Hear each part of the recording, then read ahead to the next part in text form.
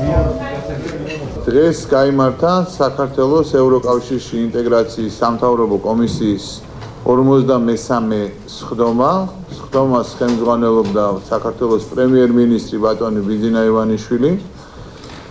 სხდომაზე განხილული იყო ორი საკითხი, მომხსენებლები იყვნენ საქართველოს საგარეო საქმეთა მინისტრი ქალბატონი მაია ფანჯიკიძე, რომელმაც გააკეთა მოხსენება საქართველოსა და ევროკავშირს შორის ასოცირების შესახებ შეთანხმებაზე მოლაპარაკებების მიმდინარეობის პროცესთან დაკავშირებით არსებულ მდგომარეობაზე, საქართველოს ეკონომიკის და მდგრადი განვითარების მინისტრის პირველმა მოადგილემ, რომელიც ამავე დროს არის თავისუფალი და ყოვლისმომცველი ვაჭრობის შეთანხმების მოლაპარაკების პროცესში საქართველოს მხრიდან წარმომადგენელი მინისტრის პირველმა მოადგილემ გააკეთა ასევე მოხსენება მიმდინარეობაზე, თუ როგორ მიმდინარეობს ღრმა და ყოვლისმომცველ თავისუფალი ვაჭრობის შეთანხმებაზე ევროკავშირთან მოლაპარაკებები.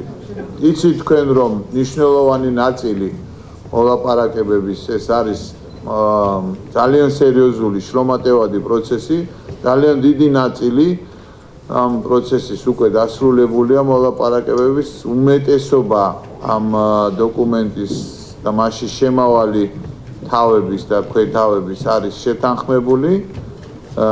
საქართველოს პრემიერ-მინისტრმა კიდევ ერთხელ ხაზგასმით აღნიშნა, რომ საქართველოს უმთავრესი საგარეო პოლიტიკური პრიორიტეტი და ჩვენი ქვეყნის სტრატეგია, ჩვენი ქვეყნის საბოლოო ადგილი არის ევროპა.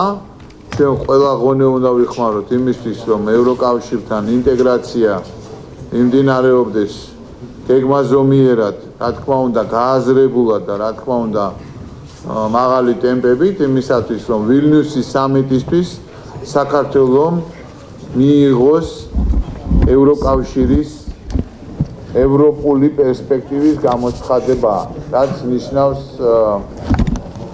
ძალიან მნიშვნელოვან დაფიქსირებას ევროკავშირის მხრიდან საქართველოს ევროკავშირის წევრობის კანდიდატობის პერსპექტივას.